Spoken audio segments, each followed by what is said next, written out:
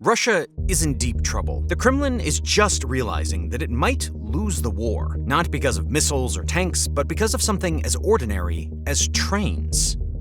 Ukrainian forces have attacked Ukrainian drone attack. A Ukrainian drone attack has damaged a power line and sparked a fire at a railway station. Ukrainian armed forces successfully targeted a Russian military train convoy, destroying a locomotive. And in Russia, a freight train carrying fuel derailed on Monday after an explosive device detonated on the railroad tracks in Bryansk region bordering Ukraine.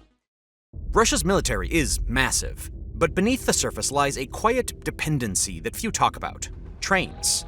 From troop movement to supply runs, the 19th century Russian railway network holds it all together. But that system? Well, it's outdated, overstretched, and more vulnerable than anyone expected. In this video, we reveal how targeting this hidden flaw could change the course of the conflict, and why Putin would rather you never know. Trains don't just carry cargo, they carry the weight of Russia's entire war strategy. And every time Ukraine hits one of those tracks, it's another crack in the Kremlin's armor. If you think more people should see how this war is really being fought, hit like and subscribe. It helps this story reach beyond the headlines and past the propaganda. Thank you. Let's start by talking about the importance of the railway system to the Kremlin. Beginning with the war itself, Russia has been moving its military supplies by rail. That's fuel for tanks, shells for artillery, spare parts for vehicles, and even food for soldiers. Trains basically carry the heavy goods across vast distances, from depots deep inside of Russia to the front lines in Ukraine.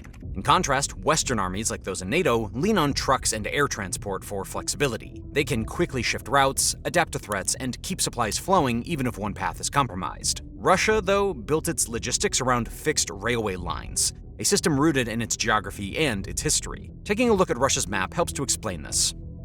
Being the largest country by land mass, Russia is simply massive. So massive that it is almost double the size of the United States. It spans 11 time zones, with roads that are very often muddy, unpaved, or just not built for heavy military convoys. Air transport? Well, it's pricey, and Russia's air fleet isn't big enough to handle the volume of supplies needed for the current war at this scale. That means, oftentimes, railways are the cheapest, most efficient way to move tons of gear across thousands of miles. That's why Russia leans on them hard. In 2023 and 2024, estimates indicated that trains accounted for about 80% of Russia's military logistics in Ukraine. Trucks and planes fill the gaps, but only for specialized or urgent deliveries. Now, this setup goes back to Soviet days. The USSR designed its military logistics around a sprawling rail network meant to supply a huge empire. Trains could haul massive loads over long distances, connecting factories in the heart of Russia to far-flung bases. It was a system built for control, not flexibility. When the Soviet Union collapsed, Russia inherited this network, but it didn't modernize it very much. The military kept relying on railways because they were already there. Also, building a new system based on trucks or air would have cost billions and taken decades. Plus, Russia's economy has always been stretched, especially since sanctions hit after the 2014 annexation of Crimea. So they stuck with what worked in the past. The problem is, what worked for a peacetime empire doesn't always hold up in a modern war. Why? That's because modern warfare is all about speed and adaptability. Tanks and troops need to move fast, dodge threats, and strike where the enemy doesn't expect. Fixed railway lines are the opposite of that. They're predictable. You can see them on a map, spot them from a satellite, or scout them with a drone. Every hub, bridge, and junction is a known target. If you hit one, you don't just stop a single train, you can cripple supplies to an entire region. In 2022, when Russia first invaded Ukraine, its logistics faltered because of this. Ukrainian forces targeted rail lines and depots early on, disrupting fuel and ammunition deliveries. By mid-2022, reports showed Russian units in Kherson and Donetsk running low on shells because trains couldn't get through. One strike on a rail bridge near Melitopol in 2023 delayed Russian reinforcements for weeks. This forced troops to rely on dwindling local supplies. These weren't just hiccups, they were signs of a deeper problem. Railways are choke points. And in a war where drones and missiles can hit with pinpoint accuracy, that's just a disaster waiting to happen. As you can see, Ukraine has caught on to this weakness and turned it into a strategy. They're not just fighting on the front lines. They're going after Russia's supply lines with precision. Drones, missiles, and special forces are hitting rail hubs deep inside Russian-controlled areas. The July strike on a rail junction is a perfect example. This wasn't some random target. This particular rail junction is a critical node connecting Russia's mainland to occupied Crimea in southern Ukraine. It's where trains loaded with fuel, weapons, and troops pass through to keep the front lines active. When Ukrainian drones hit it, they didn't just blow up the tracks, they knocked out power substations and signaling systems that kept the trains running. The strike stopped rail traffic for days, maybe even weeks. This delay caused all sorts of problems and shortages for Russia's military forces. This one attack threw a wrench into Russia's ability to hold the south. That strike wasn't a fluke. Ukraine has been doing this for years, but they've gotten better at it. In 2022, they hit rail depots in Donetsk, destroying ammunition stockpiles. In 2023, they targeted bridges along the Trans-Siberian Railway, which feeds military routes. By 2024, Ukraine was using long-range drones to strike deeper, hitting rail infrastructure inside Russia. Each attack chips away at Russia's ability to keep its army supplied. The July strike was just the latest in a string of blows, showing Ukraine's shift to a strategy that doesn't need to capture cities to win. They're cutting the arteries that feed Russia's war machine. Recently, these same attacks have ramped up, with several key attacks taking place in select spots. Just take a look at this July 29th attack on a fuel train at Russia's Salsk rail hub in Rostov Oblast. This drone attack resulted in 9 trains being stopped as fires raged.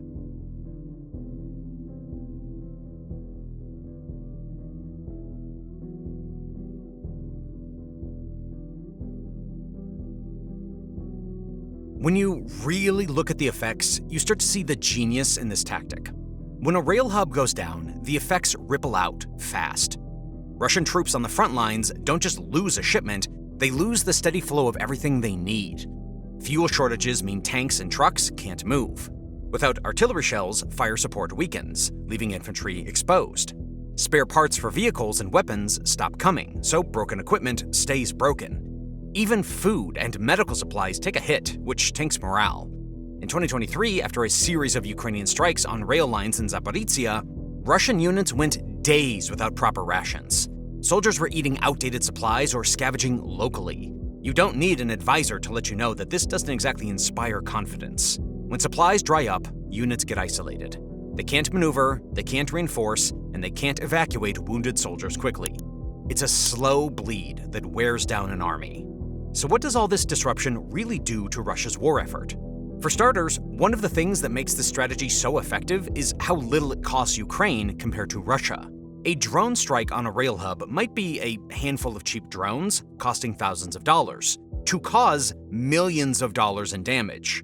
Russia, meanwhile, has to spend heavily to repair tracks, guard lines, or replace lost supplies. They're burning through resources just to keep the status quo, while Ukraine keeps the pressure on with minimal effort. In 2024, Ukraine's defense ministry claimed that its drone strikes on logistics had disrupted over 20% of Russia's supply deliveries in the east. That's a huge impact for a fraction of the cost of traditional warfare. It's also sustainable, as Ukraine can keep launching these strikes as long as they have drones and intelligence. That whole time, Russia is forced to play defense across thousands of miles of vulnerable tracks. This shifts the war's balance in a big way. Russia's strength has always been its size: more troops, more tanks, more firepower. But all that depends on those trains getting through. Ukraine's turning that strength into a liability, using smart, targeted strikes to make Russia's size work against it. The longer this goes on, the more Russia's army feels the strain. Units get cut off, advances stall, and commanders have to make tough calls about where to send the limited supplies they have. Ukraine's not trying to win with overwhelming force. They're winning by being precise and persistent, chipping away at Russia's foundation until it cracks. What Ukraine has done is weaponize exhaustion. Not just battlefield fatigue, but supply fatigue. Every strike isn't just an attack, it's a question Russia has to answer. How fast can you fix this? How many engineers can you spare? How much fuel would it take to reroute? How much ammo are you willing to gamble on convoys with no guarantee of arrival? These aren't abstract costs. They pile up, day by day, train by train, truck by truck. They are relentless. By the time one track is rebuilt, another has been hit. By the time one junction is cleared, another is mined. Russia's logistics officers are fighting a war of reaction. Ukraine's planners are fighting a war of choice. But Ukraine isn't pulling this off alone. Behind many of these precision strikes lies a powerful backbone: Western intelligence. Satellites, signal intercepts, and surveillance aircraft provide Ukraine with a steady stream of targeting data. That means drone operators don't just guess where to strike, they get live intelligence. This includes data on where supplies are moving, which junctions are active, and when rail convoys are most vulnerable. Reports suggested that NATO surveillance planes over the Black Sea were feeding Ukraine real-time updates on Russian logistics routes. With that kind of support, even a small team of operators can launch attacks with devastating accuracy. This mix of Ukrainian skill and foreign intel has turned rail sabotage from risky guesses into deadly science. So, in such dire situations, what's the solution? Well, Russia is trying to fight back against these disruptions, but its fixes are coming up short. Repair crews are a big part of the response. When a drone strike takes out a rail junction, Russia sends its engineers in fast. These teams work around the clock, welding tracks, rebuilding bridges, and restoring power to signaling systems. In some cases, they've gotten lines back up in a matter of days. After a 2024 strike on a rail bridge in Zaporizhzhia, Russia reports claimed that they had trains running again within 72 hours. Now that sounds impressive, but it's not the full story. Repairs might get the line operational, but they don't fully restore capacity right away. Damaged tracks can't handle the same volume of trains, and quick fixes often mean lighter loads or slower speeds to avoid accidents.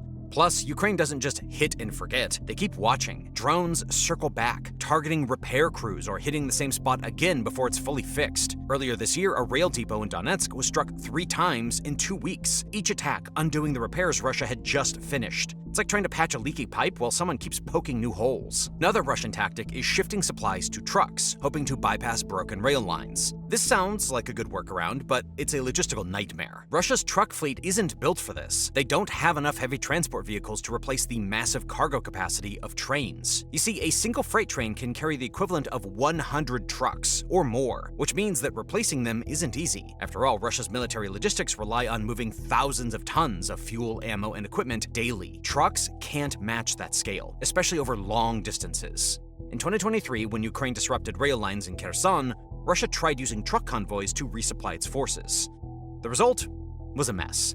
Convoys got stuck on bad roads, ran out of fuel, or were picked off by Ukrainian drones. By 2024, Ukraine's FPV drones were so precise they could hit individual trucks with explosives, turning convoys into sitting ducks. Roads in occupied Ukraine and southern Russia are often narrow, poorly maintained, or clogged with civilian traffic. This makes them even less reliable for military use. Russia's own defense ministry reported in 2024 that road-based supply lines were 40% less efficient than rail. You know what that means, right? It will cost more time and fuel for every ton moved. And then there's another headache that Russia can't escape: mud. Every year, during the spring and autumn seasons, roads across much of Russia and Ukraine turn into impassable swamps. Pavement cracks, dirt tracks dissolve, and convoys stall in axle-deep sludge. Railways, for all their flaws, are at least reliable in these conditions when they're intact. But when they're not, Russia has few options. Trucks can't push through the mud, and helicopters are too few and fuel-hungry. That's why these seasonal bottlenecks hit hard. In March of 2024, one logistics report described entire convoys stranded near the Dnipro River, unable to move for days. The weather didn't just slow down the war, it froze supply lines in place, and Ukraine knows it. The cracks in Russia's logistics didn't start with this war. They've been baked in for decades. After the collapse of the Soviet Union, the Russian military inherited a bloated and outdated supply system. There were warnings as far back as the Second Chechen War in the late 1990s that the over-reliance on rail and centralized depots left the military vulnerable, but nothing changed. Budget constraints, corruption, and infighting among defense contractors slowed every effort to modernize. In 2012, then Defense Minister Anatoly Serdyukov tried to overhaul logistics by decentralizing supply depots and introducing modern GPS tracking for cargo. His fate? He was sacked within a year, and most of his reforms were shelved.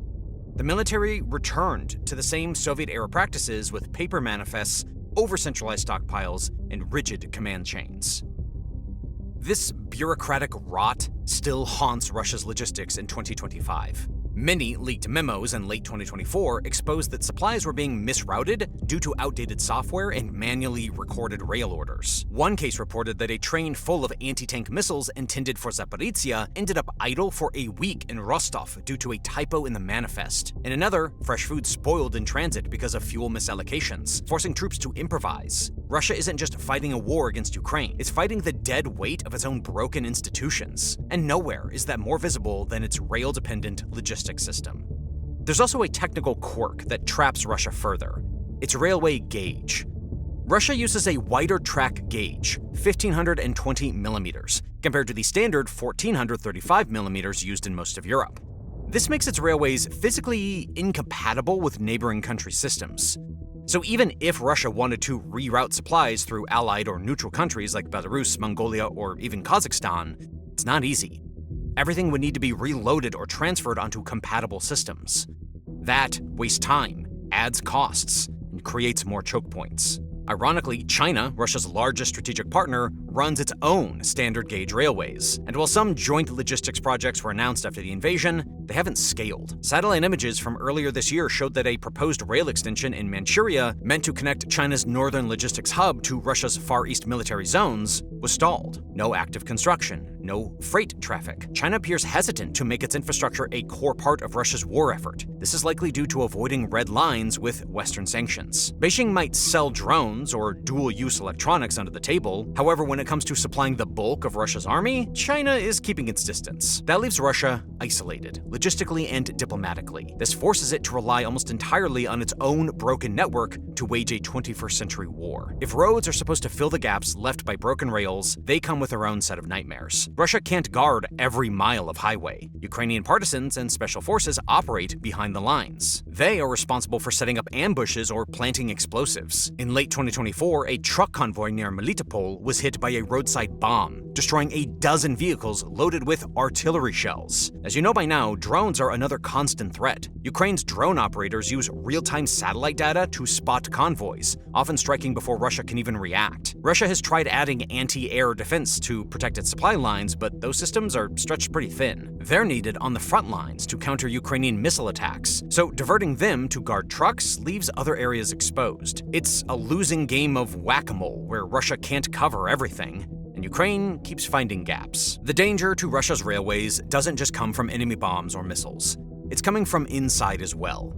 In places controlled by Russia, and even deep inside of Russia itself, ordinary people are fighting back. These fighters, called partisans, are not acting alone. They're part of growing teams that include spies, helpers, and people trained to damage railways. Earlier this year, Ukrainian intelligence revealed that some of the most damaging strikes on rail hubs were guided by local collaborators, who provided coordinates, rail schedules, and weak points in Russian defenses. One example happened in Luhansk in March. In just 1 week, a group of resistance fighters ruined more than 15 kilometers of train tracks using homemade explosives, and by messing with train signals. No fancy weapons were needed, just regular tools, inside information, and people brave enough to take action from within. What makes this particularly damaging is that Russian forces can't easily identify or eliminate this threat. Partisans blend into local populations, use burner phones, and avoid digital footprints. Every new attack forces Russia to divert manpower to rear areas for security. This stretches their already thin forces even further. Reports from late 2024 showed entire train convoys halted for hours due to anonymous threats or suspected sabotage that turned out to be decoys. It's psychological warfare as much as logistical disruption. Even when tracks are intact, Russia now has to second-guess every shipment. Trains are rerouted, delayed, or canceled outright, just in case. This slows down the entire supply chain, without Ukraine having to fire a single missile. Even when Russia tries new approaches, the same problems keep surfacing. Instead of relying on massive rail depots, they've started spreading supplies across smaller storage sites. The idea is to reduce the impact of a single strike. But this doesn't solve the core problem, which is that those supplies still need to reach the front, and railways are the only way to move them efficiently over long distances. Building new rail lines or reinforcing existing ones is another approach, but it's slow and expensive. In 2024, Russia began laying tracks to bypass vulnerable junctions in occupied territories. However, these projects take months or even years, and Ukrainian drones don't give them that kind of time. A new rail spur near Luhansk was bombed before it was even finished. wasting resources and delaying supplies further.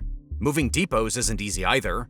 Rail hubs are built where they are because of geography, near rivers, cities, or key junctions. You can't just pick them up and relocate them overnight. Every attempt to adapt runs into the same wall. Russia's rail system is too rigid, too exposed, and too critical to replace quickly. Russia has also been using armored trains as part of its strategy to try and deal with Ukrainian attacks on its railways. These trains aren't just something from a history book, they've been updated to fit today's battlefield. And right now, they're doing more than just carrying stuff from one place to another. They're out there moving through areas where things can turn dangerous fast. Each train is covered in layers of steel and sandbags. Some even have anti-aircraft guns and machine guns attached. But they're not just built for firepower, these are designed to clear mines, fix broken tracks, or scout ahead using drones. Russia is using these trains to protect its supply routes, especially in places where roads are damaged or under constant attack, as these trains offer a more shielded option. However, Ukrainian forces have figured out how to target them, sometimes blowing up parts of the track or using portable weapons to strike them directly. That slows down supply lines and forces Russian crews to fix damaged rails while under fire. It's a tough job, and it's becoming harder to keep things moving without trouble.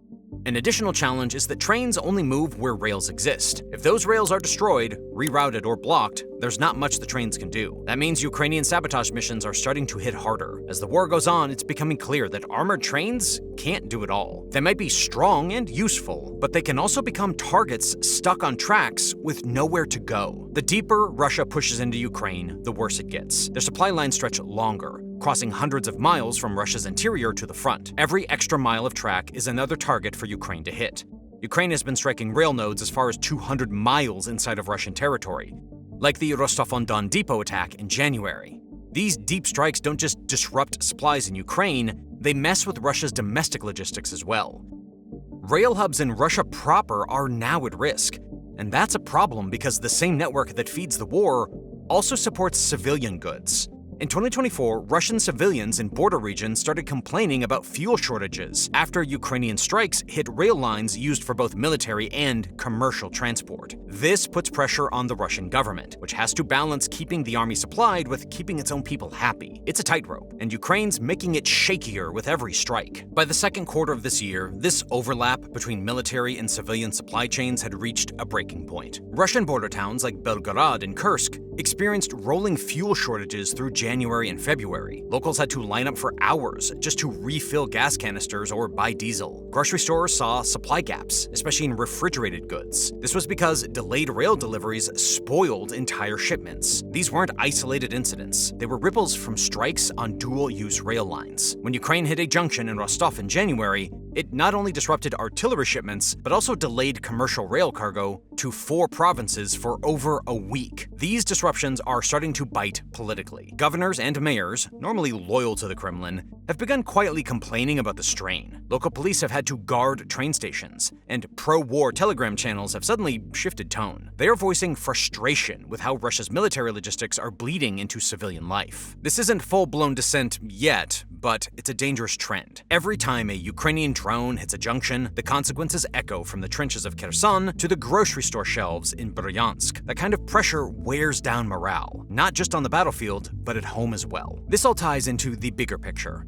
Russia's rail network just isn't built for this war. On the other hand, Ukraine's offensive power is built perfectly to deal with that railway network. In modern war, that imbalance is deadly. Russia's generals can't outpace the tempo Ukraine is setting. No matter how many troops they mobilize or how many tanks they produce, those weapons are useless if they can't be moved efficiently. This slow, grinding squeeze is what makes logistics such a powerful weapon. It doesn't win headlines, but it wins wars. It's time for the Kremlin to face a core truth. Russia's military might is riding on steel rails that are breaking, burning, and under constant attack. Every drone strike, every blown-up bridge, every disrupted junction brings their war machine closer to stalling out. This war isn't just about who has more soldiers or better weapons. It's about who can move faster, supply smarter, and keep their forces fighting. Ukraine's figured out how to turn Russia's biggest asset, its vast rail network, into its greatest weakness. They're not fighting to take every city or match every tank. They're fighting to cut the lifeline that keeps Russia's army alive. And with every strike, they're proving that in this war, a few well-placed drones can do more damage than an entire armored division. Ukraine isn't just fighting to match Russia tank for tank, it's cutting the lifeline. And it's winning.